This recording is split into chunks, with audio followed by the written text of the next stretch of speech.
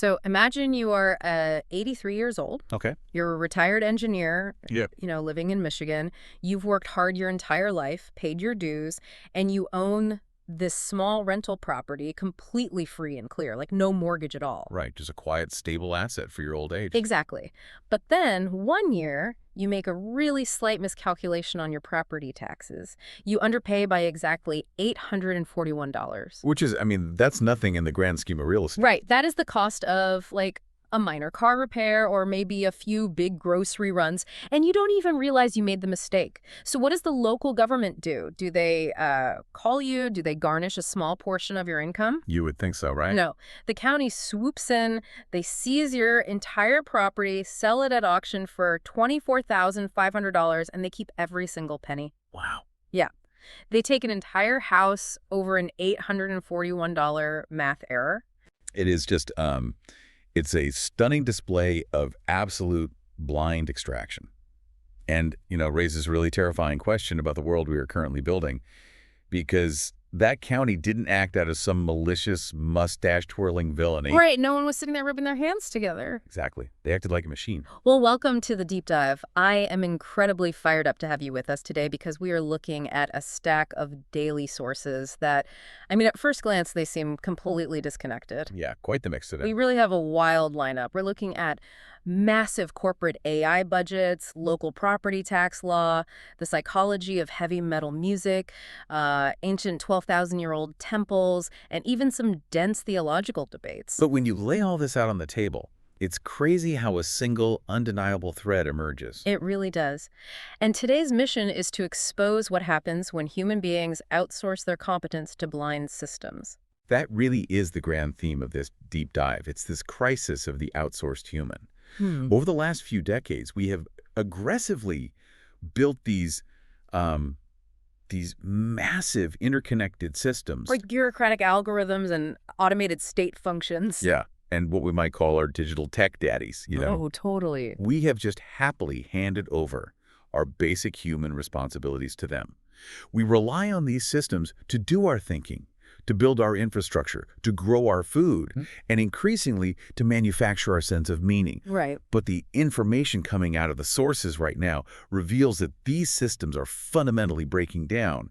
They're running on an autopilot that has completely lost the plot. And it is leaving us, as a society, just anxious, helpless, and totally empty. Exactly.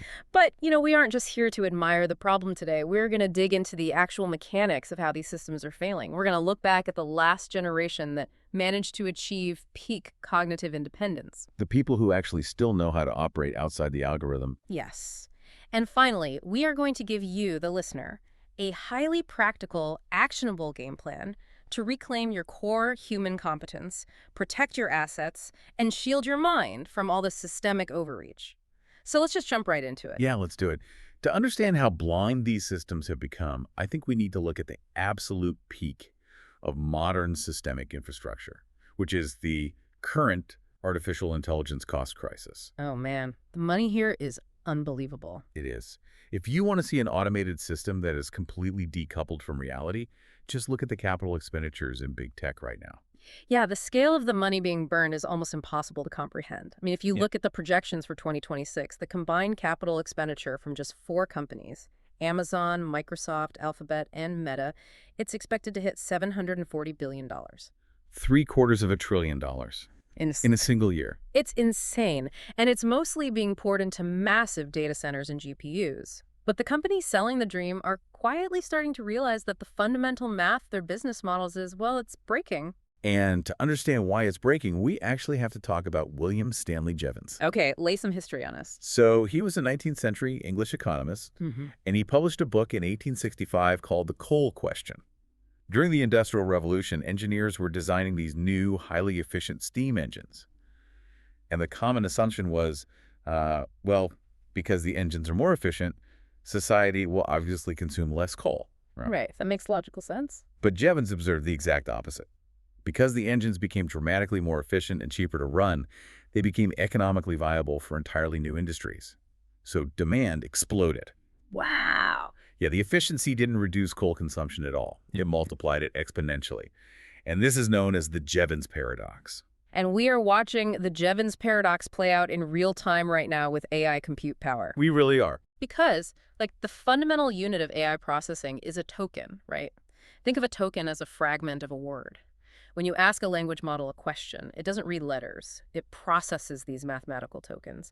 And over the last year, the cost to process a single token has just plummeted. It has become incredibly efficient. So according to the paradox, consumption should be going through the roof. And it is. Yeah. But in a way that is spiraling totally out of control. Right. Because we aren't just dealing with simple chatbots anymore. The industry's moving toward autonomous AI agents. Right. These are the programs designed to actually act on your behalf. Exactly. Writing code across dozens of files, managing complex workflows, or scraping the internet to compile research. And an agent requires between 5 and 30 times more tokens per task than a standard prompt. Because it's constantly talking to itself, right? Yeah. Verifying its own work and iterating. Yes. In fact, Goldman Sachs is projecting a 24-fold increase in token consumption by 2030.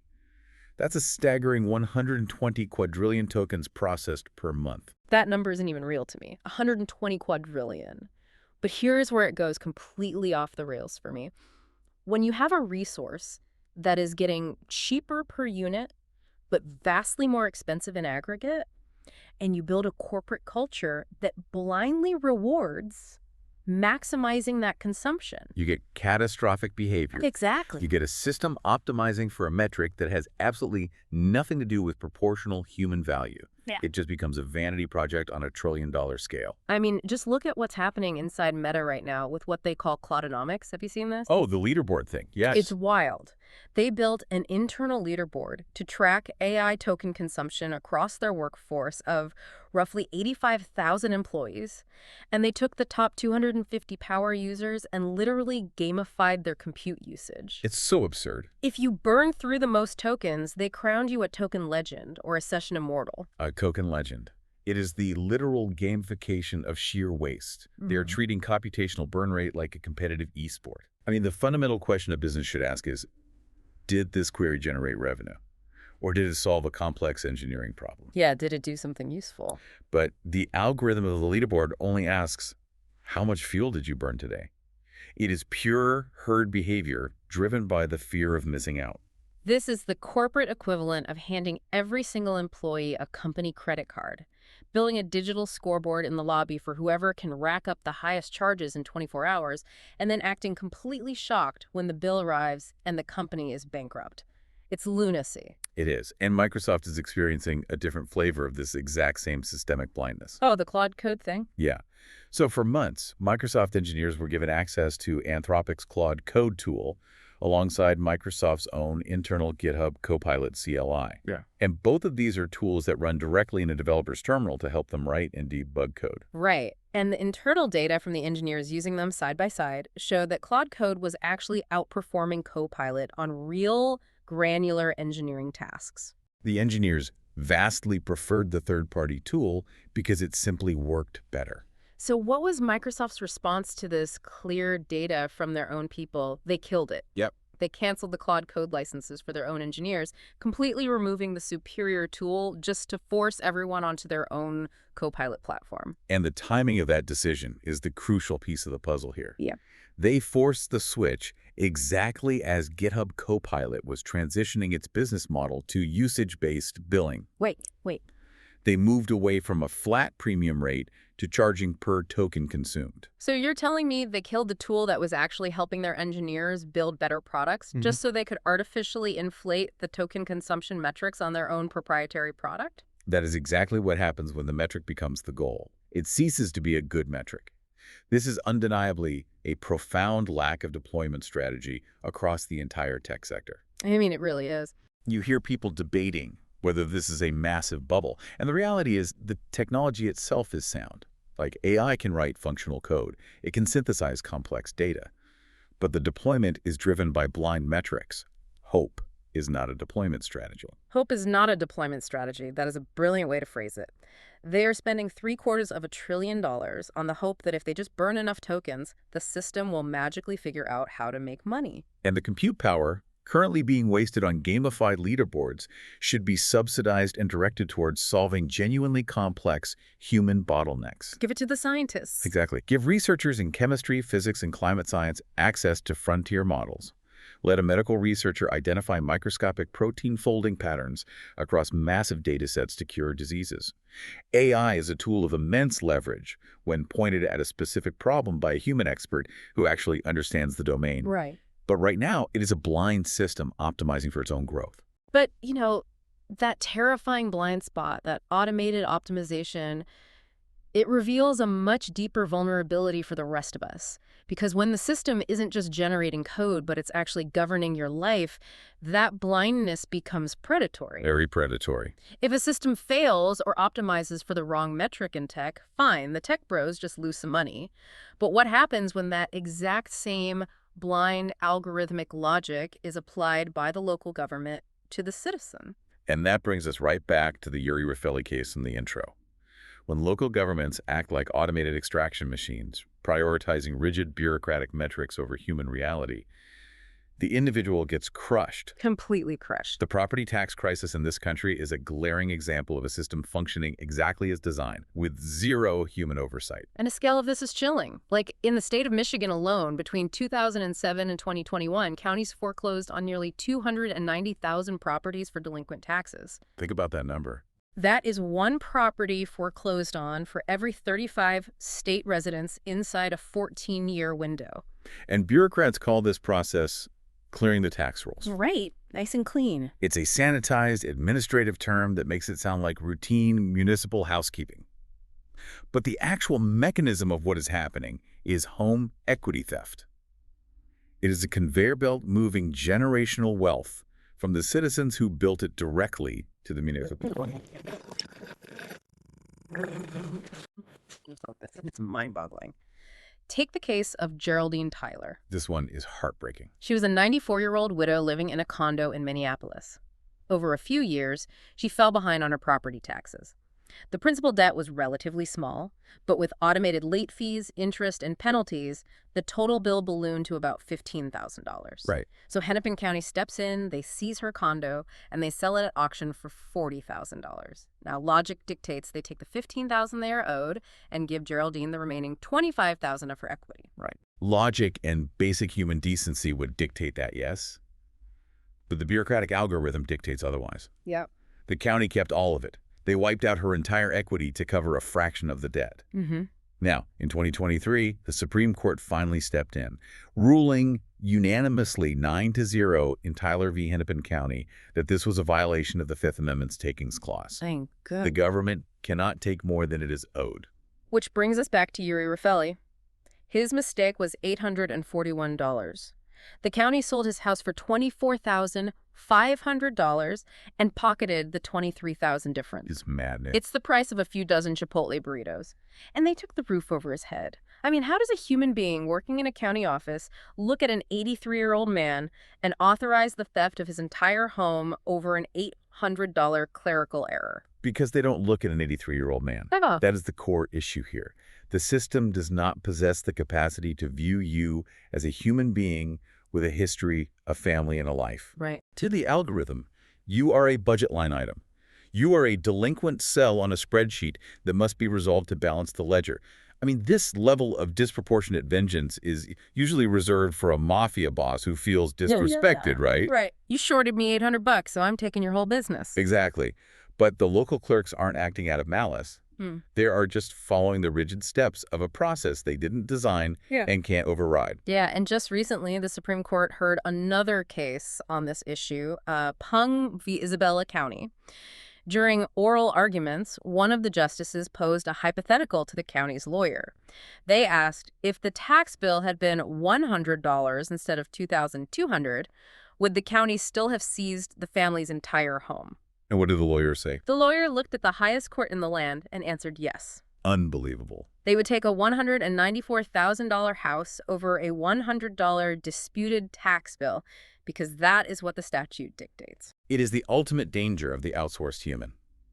When we allow massive systems to operate on autopilot, they exhibit zero proportionality. They do not possess mercy, context, or reason.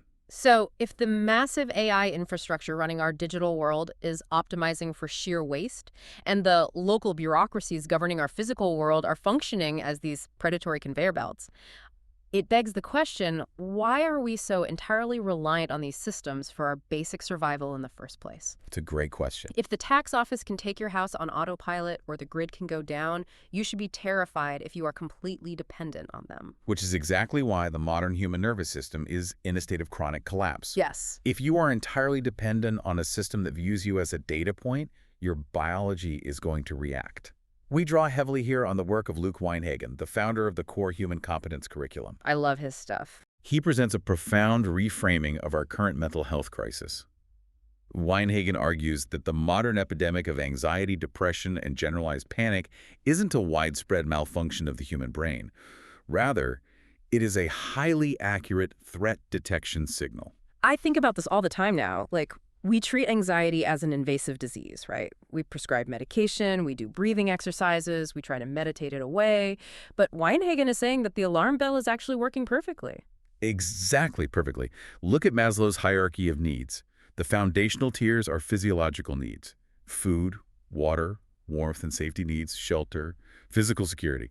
Modern civilization has largely glossed over these. We just take them as a given. Totally. Society tells us to focus on the top of the pyramid, right? Yeah. Self-actualization, finding your passion, belonging to a community. But if you rely entirely on complex, external, and highly fragile systems for your water, your heat, your food, and your income, your nervous system rightfully panics at the subconscious thought of a disruption. Because you cannot realize your highest self-actualized potential if you have fundamentally forgotten how to be a biological human. Yes. If you cannot secure food without scanning a barcode at a supermarket, if you cannot get water without municipal plumbing or warmth without the utility company, your body is not malfunctioning when it feels anxious. It is accurately reporting an existential vulnerability. Civilization is incredible because it widens the margin between a mistake and death. It creates a massive buffer. But that buffer creates room for entropy. Wow. Over generations, we have substituted convenience for competence. If society meets all of your physical and logistical needs without ever demanding that you learn how to meet them yourself, society effectively extends childhood indefinitely. We're producing populations of people who are chronologically 40 years old, but developmentally, they are children waiting for a parent to fix the problem. And the ultimate proof of this was the great toilet paper panic during the early days of COVID. The toilet paper. Think about the sheer absurdity of that moment in time. The human being is the apex predator of planet Earth.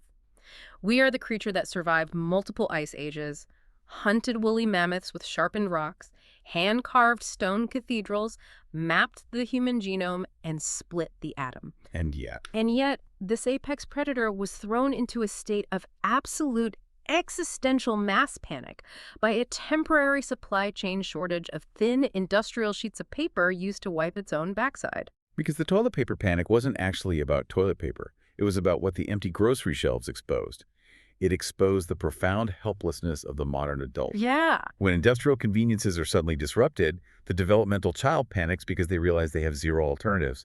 They suddenly perceive society not as a cooperative field of reciprocal exchange, but as a fragile network of providers that might suddenly stop providing. So what does a fully developed adult actually look like then? Like, what are the specific competencies we have outsourced and forgotten? Well, Weinhagen breaks down core human competence into 4 critical domains: physiological, psychological, cognitive, and perceptual. Okay, let's unpack these because this is where the rubber meets the road for us today. Physiological competence. To be clear, this isn't just about like deadlifting heavy weights at the gym, is it? No, not at all. It's about the ability to navigate and manipulate the physical environment to sustain biological function. Yeah. So, can you make fire without a lighter or matches? Probably not for most people. Right. Fire was the great threshold technology of humanity. It allowed us to externalize digestion by cooking meat, which gave us the caloric surplus to grow our massive brains. Yet the average modern adult would freeze to death in a forest before they could successfully start a friction fire using a bow drill and a tinder bundle. Right. What about cordage? Oh, cordage. The ability to twist thin, weak fibers like plant stalks or inner bark into high tensile rope. Exactly. It's a technology that likely predates Homo sapiens, probably invented by Neanderthals. Mm. Rope allows you to build structural shelters, weave fishing nets, set snares. And the point isn't that society is going to collapse into a post-apocalyptic wasteland tomorrow, and you'll need to live in the woods. Right. The point is that knowing you have the procedural memory to do these things fundamentally calms the central nervous system. Yes. You prove to your own biology that you are not helpless. You change your relationship with the environment from one of fear to one of agency. So what is the second domain? Psychological competence. This is the ability to regulate your internal emotional state under extreme pressure. It means that when you experience fear, stress, or social rejection, it does not produce paralysis or impulsive destructive reactions. Okay. A psychologically incompetent person experiences fear as an invasion. They feel overwhelmed and they panic. But a psychologically competent person receives fear as vital data. They feel the fear, and their brain immediately asks, is this threat real? What capacity do I have to meet it? What immediate action is required? And you cannot build psychological competence by just reading a self-help book or listening to a deep dive like ours. You only build it through controlled, voluntary exposure to stress. Exactly. Hard physical labor, martial arts sparring, direct interpersonal confrontation. You have to inoculate yourself. Which leads perfectly into the third one, cognitive competence. Right. Cognitive competence is essentially achieving decidability. It's what the military calls the OD loop. Observe, orient, decide, act. Can you observe a highly ambiguous, chaotic situation, orient yourself to the reality of the problem, make a firm decision, and execute an action without waiting for perfect information or waiting for permission from an authority figure? I think about this all the time when I see people at the airport when a major flight gets canceled. The gate zombies. Yes. A cognitively competent person immediately starts disambiguating the problem. Okay, the flight is dead. Can I rent a car? Are there trains? Do I need to book a hotel room right now before the other 200 people on this flight do? But so often you see people just standing completely frozen at the gate, waiting for an airline employee in a uniform to tell them what to do. They have completely lost the ability to decide. It's true. And finally, the fourth is perceptual competence. This is situational awareness. It is the ability to read baselines and detect anomalies in your environment. Are you reading kinesics, the body language, posture, and micro-expressions of the people around you?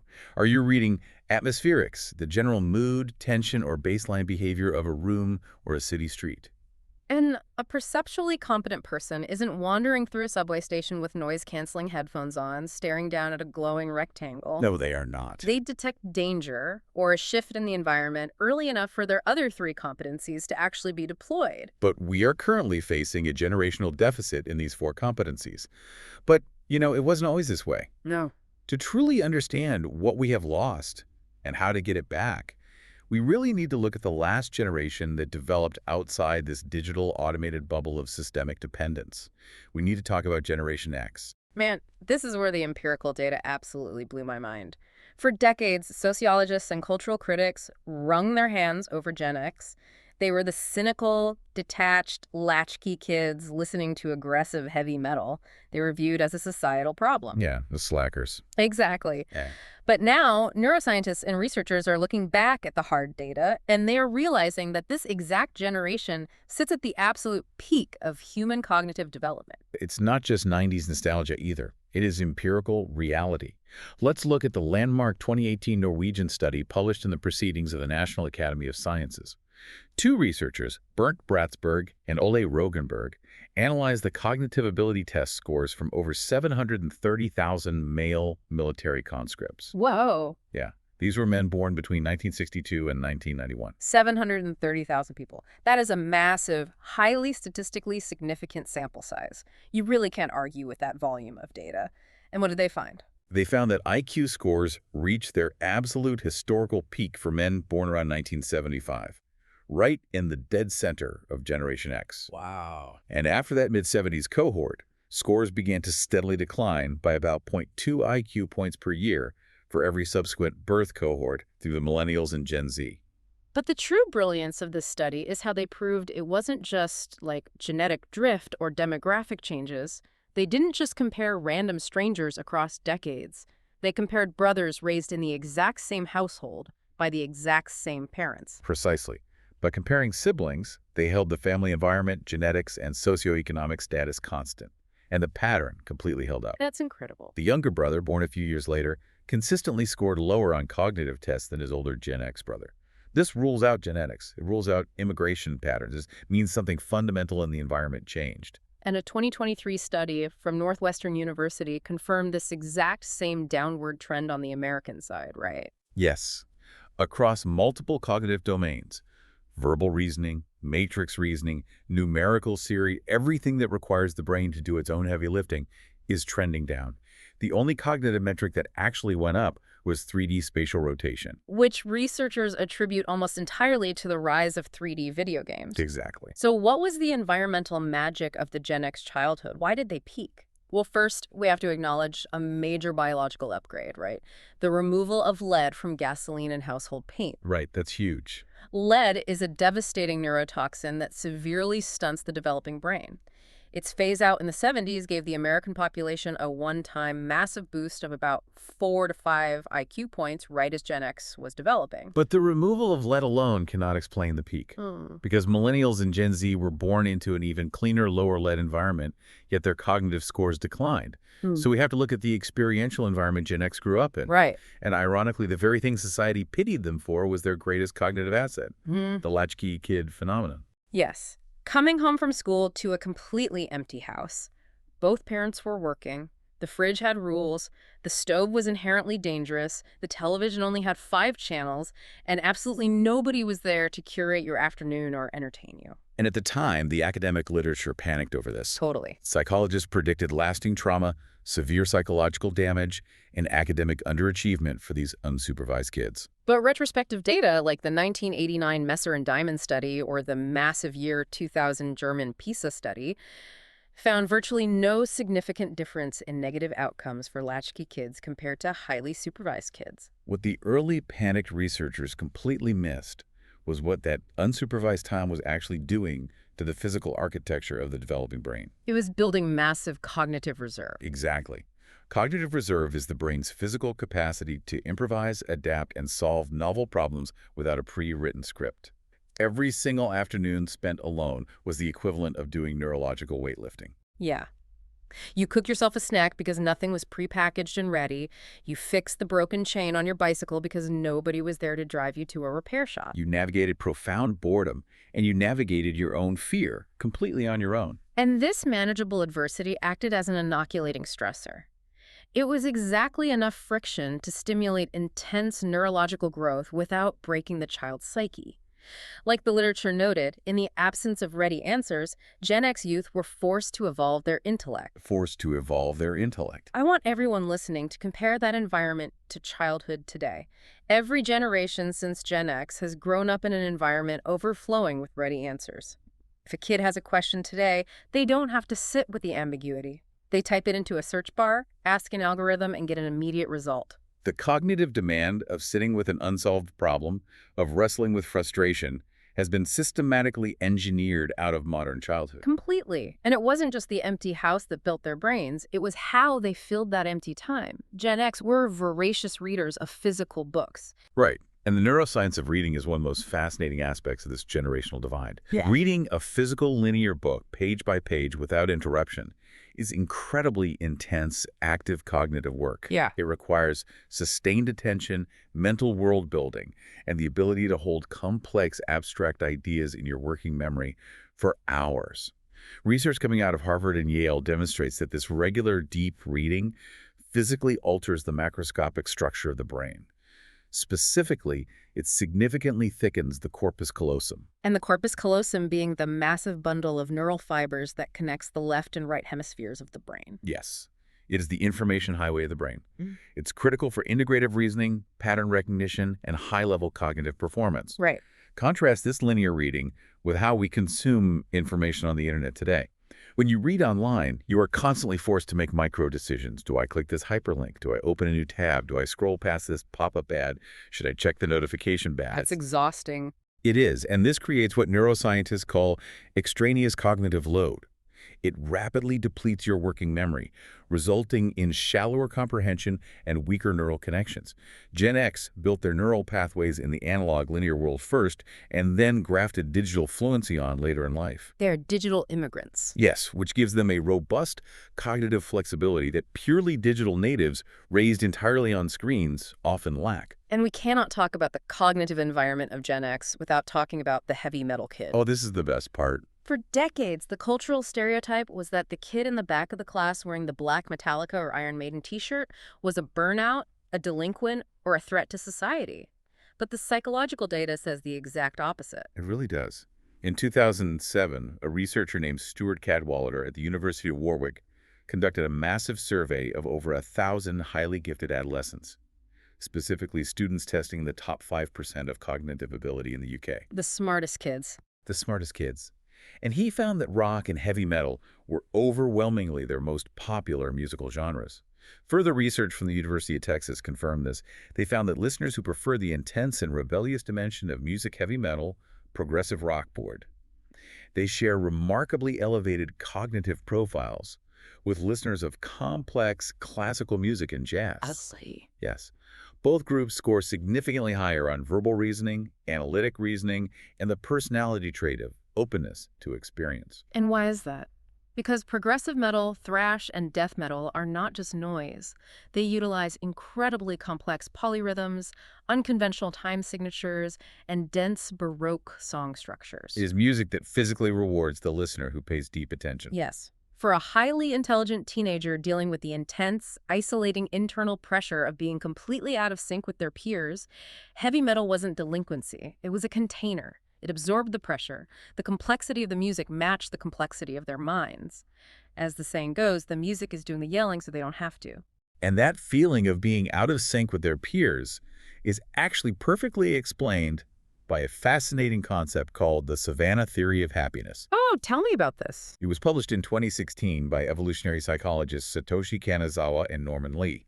They studied how population density and social interactions affect human happiness. They found that for the vast majority of people with average intelligence, frequent social interaction with friends significantly increases life satisfaction. Makes sense. Right. It's a biological holdover from our ancestral past, living in close-knit hunter-gatherer bands on the African savanna. But for highly intelligent individuals, the effect is entirely reversed.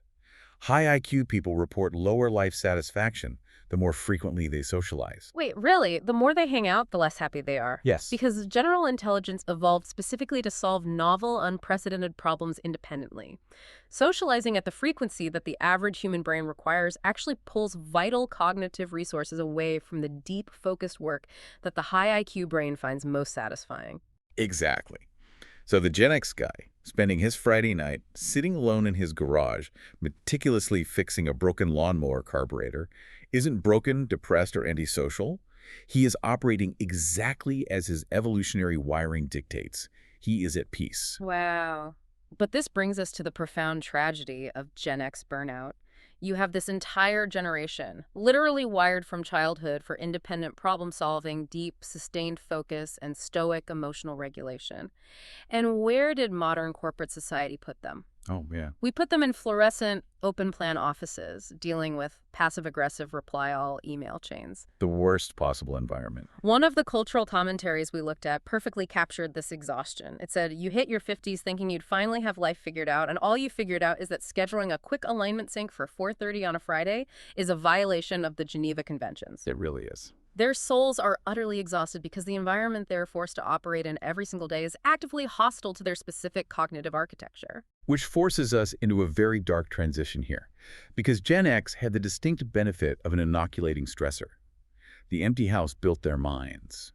But what happens to the generations that followed them? Right. The generations who didn't get manageable skill-building adversity, but instead inherited a complete catastrophic structural breakdown of the family and the community. When the manageable stress becomes unmanageable trauma, we enter the void. The societal void. And specifically, the absolute epidemic of fatherlessness. The statistics here are chilling, and we cannot look away from them. A quarter of all American households are single-parent homes, and of those, at least 80% have no father present in the child's life. It's devastating. And to understand the psychological devastation of this vacuum, we looked at two incredibly powerful prophetic works of literature in the sources today. Chuck Palahniuk's Fight Club and Yukio Mishima's 1963 novel, The Sailor Who Fell from Grace with the Sea. And both of these books, written decades apart in entirely different cultural contexts, 90s America and post-war Japan, they explore the exact same terrifying psychological phenomena. Yeah. When young men are raised without strong, positive, present fathers, they don't just naturally figure out how to be well-adjusted men. They grow up with a painful, gaping void in their identity. Palahniuk describes a generation of men raised by women as lopsided. Lopsided, yeah. They might look perfect on the outside. They have the IKEA condo, the corporate job, the nice clothes, but they lack a core masculine identity because there was no father there to model it, to challenge them, or to set firm boundaries. And as we know, nature abhors a vacuum. Yeah. When natural, healthy authorities vanish from a young man's life, he doesn't just become a free, enlightened individual. Yeah. He desperately latches onto destructive, toxic surrogates. In Fight Club, that surrogate is the character of Tyler Burden. Tyler becomes a hollow, sociopathic god figure to an entire generation of lost fatherless men. He offers them a warped, violent, hyper-aggressive version of masculinity, and because they are so desperately starved for a father figure, they will blindly follow anyone who acts with the confidence of one. And Mishima's novel provides an even more chilling, microscopic fable of this exact dynamic. Tell the story of this book, because it blew me away. So the story follows a small group of 13-year-old boys. Every single one of them is the victim of an absent, weak, or physically abusive father.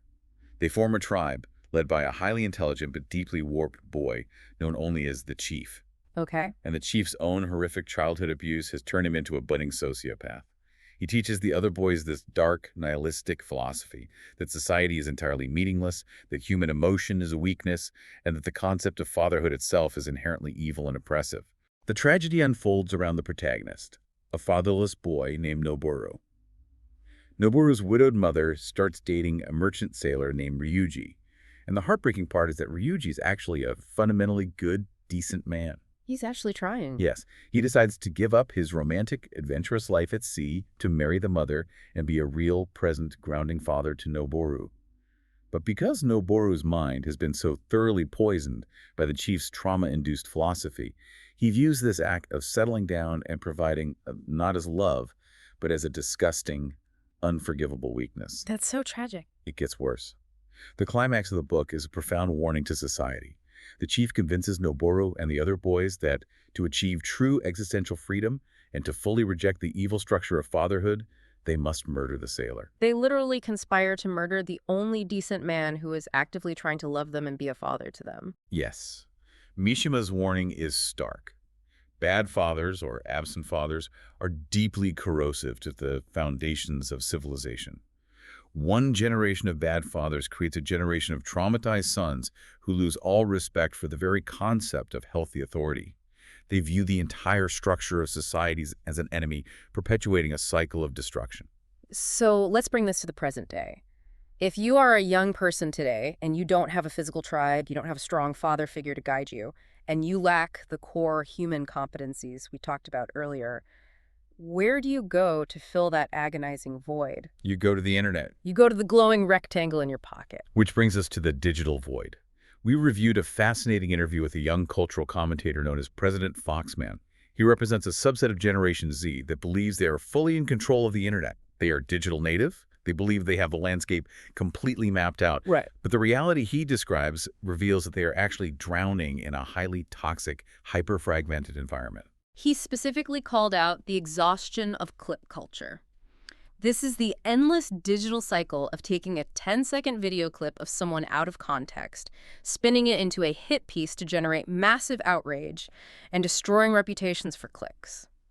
Even darker than clip culture is the phenomenon of what the internet calls lolcows. Oh, this is bleak. So dark. The concept of a lolcow is one of the most depressing psychological phenomena of the digital age. A lolcow is an individual who has suffered total and complete attention capture. They are usually socially isolated, deeply unwell people who mistake the artificial frame of the internet for actual reality. Yeah. They become financially and emotionally dependent on humiliating themselves online. They broadcast their breakdowns, their failures, and their degradation. And the more they humiliate themselves, the more money they make from super chats and views, but the deeper they spiral into profound mental illness. And the most parasitic part is that entire networks of YouTube channels and forums spring up with the sole purpose of mocking, documenting, and profiting off their degradation. It is a massive, decentralized, parasocial abuse cycle. It really is. I have to admit, reading about the mechanics of this made me feel incredibly naive. Like, I didn't even know this dark subculture existed to this extent. How does a listener or a parent of a teenager navigate this without getting swept up in the toxicity? The defensive concept President Foxman advocates for is internet hygiene. Internet hygiene. Yes, it is the conscious daily realization that the internet is constantly offering you threads to pull. It is offering you outrage, tribal conflict, drama, and the illusion of belonging. Hygiene means realizing you do not have to pull every thread, you do not have to play every game placed in front of you. Right? It is the vital cognitive ability to recognize when a digital platform's algorithm is actively monetizing your fear, your anger, or your loneliness, and consciously choosing to close the app and walk away. Okay, we have waded deep into the crisis today. We've examined the catastrophic breakdown of automated tech systems, the predatory nature of municipal bureaucracy, the profound loss of physical human competence, the exhaustion of the last independent generation, and the dark, consuming voids of fatherlessness and the digital echo chamber. We've covered a lot of ground. We promised at the top of the show that we would help you find the anchor. How do we rebuild? We move into our final phase, reclaiming the anchor. And the very first step in rebuilding our society is correcting our fundamental understanding of what a human being actually is. And to correct that understanding, we have to look to the dirt. We have to look at the massive archaeological discoveries at Toztepe, specifically the site of Göbekli Tepe in southeastern Turkey, discovered by Klaus Schmidt in the 1990s. This site is absolutely wild. If you open any standard history textbook, the timeline of human civilization is incredibly neat and linear, right? It says that humanity started as wandering hunter-gatherers. Then we figured out how to domesticate wheat and farm. Farming allowed us to settle down in one place. Settling down created a surplus of food, which allowed us to build cities. Like the standard narrative. And only then, when we had enough free time and safety, did we invent religion, build temples, and create complex culture. Göbekli Tepe takes that entire timeline and throws it in the garbage. It shatters the paradigm entirely. Archaeologists excavating Göbekli Tepe have uncovered a vast, complex network of enormous T-shaped limestone pillars. Some of these pillars weigh up to 20 tons and are heavily decorated with intricate symbolic carvings of scorpions, foxes, lions, and vultures. Wow. And the dating of the site is what shocked the world. These temples were built 12,000 years ago. 12,000 years ago. That is twice as old as Stonehenge. It is twice as old as the dawn of what we traditionally call civilization in Mesopotamia. And the most crucial detail here, there is zero evidence of domesticated agriculture at the time of its construction. It was built entirely by hunter-gatherers. Which means the implications of this are earth-shattering for anthropology. It proves that the desire to build monuments, the drive to worship, to gather for communal spiritual purposes, that came first. The sheer logistical nightmare of feeding hundreds or thousands of hunter-gatherers working to carve and move 20-ton limestone pillars is likely what forced humanity to invent agriculture in the first place. They had to invent farming to feed the temple builders. This changes everything about how we view ourselves. It means we are not fundamentally consumers driven by baseline economics and physical survival. We are fundamentally spiritual and communal builders. Our drive for monumental creation and meaning is the engine that birthed modern civilization. So if our core ancient nature is to be builders and creators, how do we build today? How do we construct a life without relying on the massive, fragile, and predatory corporate and state systems we've been criticizing all hour? This brings us to a fascinating economic framework gaining traction right now called neo-distributism. Let's unpack this. So distributism is an economic ideology that originated in late 19th century Catholic social teaching, championed by thinkers like G.K. Chesterton and Hilaire Belloc. They looked at the world and argued that the means of production land, tools, capital should be widely distributed among families in small, local owners. Right. They rejected the state monopoly of socialism, and they equally rejected the corporate monopoly of massive capitalism. Hmm. The core operating principle was subsidiarity. Subsidiarity is the principle that any political or economic task that can be performed by the smallest, most local unit of society, the family, the neighborhood, the local town, should be handled exactly there and no higher. You do not outsource local problems to a distant centralized bureaucracy. Make the local the priority. Exactly. Now, historically, early 20th century distributism failed to catch on because it was inherently agrarian. A family with 3 acres of land and a cow simply could not compete with the massive output and efficiency of the Industrial Revolution's factories. Right. But neo-distributism updates the software. It argues that modern technology has finally caught up to the philosophy. We are entering an era where productive knowledge and manufacturing capability are no longer scarce or centralized. Exactly. Look at the tools available to a local community today. With the advent of high-precision 3D printers, desktop CNC machining, laser cutters, advanced open-source CAD software, and looking forward, the potential for decentralized modular nuclear reactors to provide hyper-local energy. Yeah. The neighborhood workshop suddenly possesses the precision, the versatility, and the output of a massive mid-20th century factory. It is literally putting the industrial factory in your garage. Now, we have to be realistic here. We are not at the level of Star Trek replicators yet. You cannot print complex silicon microchips or advanced pharmaceuticals in your basement. Those still require billion-dollar centralized clean rooms. Right. But you could realistically localize 60 to 80% of your daily material needs: furniture, clothing, replacement parts, basic tools, processed food. By localizing production, you sweep massive swaths of global supply chain vulnerability off the board. You re-anchor your physical life in tangible local competence. But an economic and physical anchor, while totally necessary, is not sufficient. To truly cure the anxiety and fill the societal void, we need a spiritual anchor. We need a framework for meaning. Yes. And to explore this, we must wade into some deep theological waters regarding how we understand truth and tradition in our sources today. Now, quick reminder to the listener. We do not endorse a specific theology or take sides in left-right religious debates on this show. We are objectively reporting the fascinating arguments from the daily sources. So keep that in mind as we dive into this. Right. So we looked at the massive cultural wave currently dominating platforms like TikTok, often referred to as the ex-evangelical movement.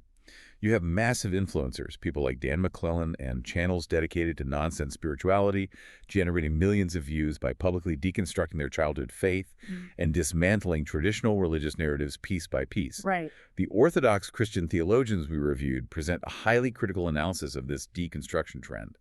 Their argument is that the phenomenon of constant deconstruction is not a bug, but rather the inevitable logical endgame of Protestantism itself. Specifically, they point to the core doctrine of sola scriptura, or scripture alone.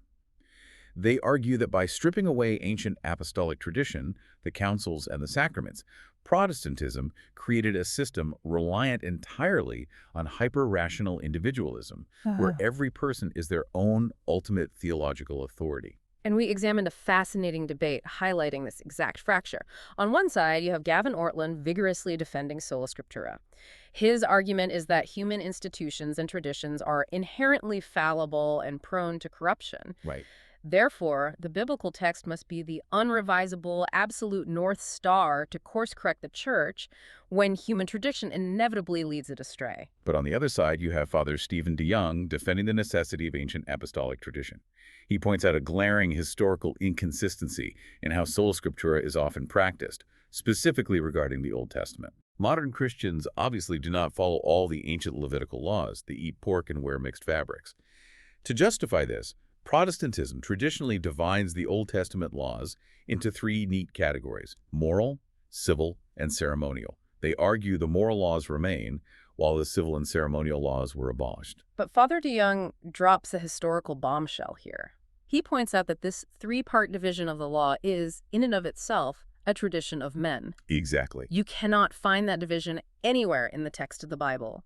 In fact, he traces the first historical appearance of that specific division back to a 3rd century Gnostic heretic text known as the Letter to Ptolemy. So he argues those claiming to rely on Scripture alone are actually relying on a hidden, arbitrary tradition to interpret the Scripture. Ancient orthodoxy, he explains, approaches the Old Testament not by carving it up and discarding pieces, but through the holistic lens of fulfillment. Christ did not abolish the ceremonial law. He filled it to overflowing. The classic example is the Sabbath. The rigid rest of the Saturday Sabbath isn't abolished. It overflows and is fulfilled in the joyous, life-giving celebration of the Christian Lord's Day on Sunday. It is a paradigm of unbroken continuity versus modern, hyper-rational fragmentation. It is a profound debate about where we locate ultimate authority in the continuous communal life of an ancient tradition or in the individual's rational interpretation of a text. But what does this mean for our day-to-day lives? How do we actually anchor our spirits? For that, we turn to the writings of Father Spiridon and Father Tryphon. Their assessment of modern life is incredibly blunt. They argue that worldly happiness, the exact kind of happiness sold to us by the digital algorithm, by the accumulation of wealth, and even by the pursuit of happiness promised in our founding political documents, is ultimately a demonic deception. Because the modern concept of happiness turns the human gaze entirely inward. It focuses entirely on the self, the ego, and personal fulfillment.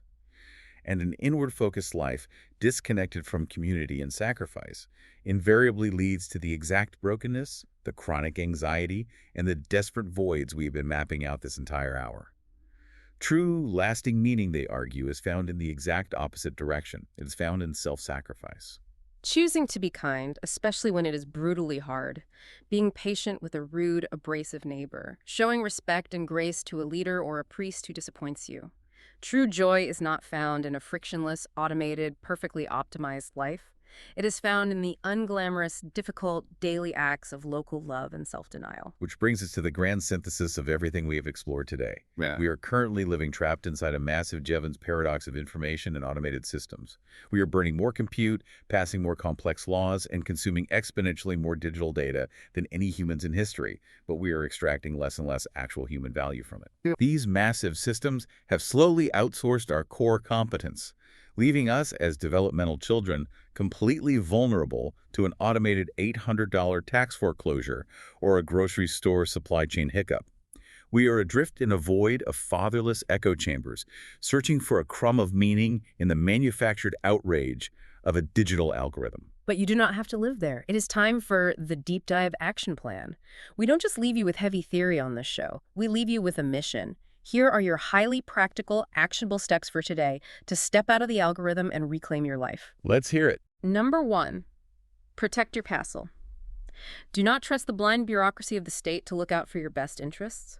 Spend the $1,500 and the 48 hours it takes to consult a local attorney and put your property deed into a revocable living trust. This removes your home from the probate process and adds a massive layer of legal shielding. File your state's homestead exemption to legally protect a portion of your equity from creditors.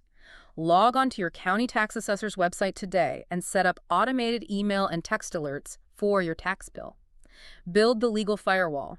Do not let an automated $841 error cost you the home your family sleeps in. Absolutely. And number 2, reclaim your core competence. Stop being a developmental child wholly dependent on the paternalistic state. Pick one physical weakness today and address it. Buy a ferro rod and learn how to build a fire without a lighter. Take an afternoon to learn basic first aid and tourniquet application. The next time a minor appliance breaks in your house, do not immediately throw it away and order a new one on Amazon. Buy a cheap multimeter, watch a tutorial, and figure out how to replace the thermal fuse yourself. Turn theoretical knowledge into actual procedural capability. Yeah. You will fundamentally calm your nervous system by proving to your own biology that you are not helpless. I love that. And number 3, practice internet hygiene and local kindness. Stop feeding the digital outrage machine. Unfollow the rage bait accounts. Stop engaging with the lol cows. Consciously log off the platforms that are actively monetizing your fear and your anxiety. Take that reclaimed time, go outside, and do one tangible, completely unglamorous act of self-sacrificial kindness for a real-life neighbor in your physical community. The choice is ultimately yours. Are you going to let a blind algorithm, a gamified tech leaderboard, and a soulless conveyor belt bureaucracy dictate your reality, or are you going to step out of the void, learn how to build the fire yourself, and become dangerously competent again? You decide. We want to hear from you. Drop into the comments below and tell us where you are encountering these themes in your own life. Are you a Gen Xer feeling that intense burnout from the open plan office? Are you seeing the destructive effects of attention capture and lol cows in your children's social feeds? Let us know exactly how you are fighting back and reclaiming your independence. And remember, to truly understand these complex, intersecting issues, you must dig deeper than a summary. We highly encourage you to check the original sources linked in our show notes. Read the Supreme Court rulings, dive into the archaeological papers on Göbekli Tepe, listen to the theological debates, and form your own robust conclusions. Please like, subscribe, and share the deep dive with anyone who needs to hear this message today. Because at the end of the day, when the systems fail, the algorithm breaks, and the power goes out, someone in your community is going to have to step up and know what to do. Make sure that someone is you. We will see you next time.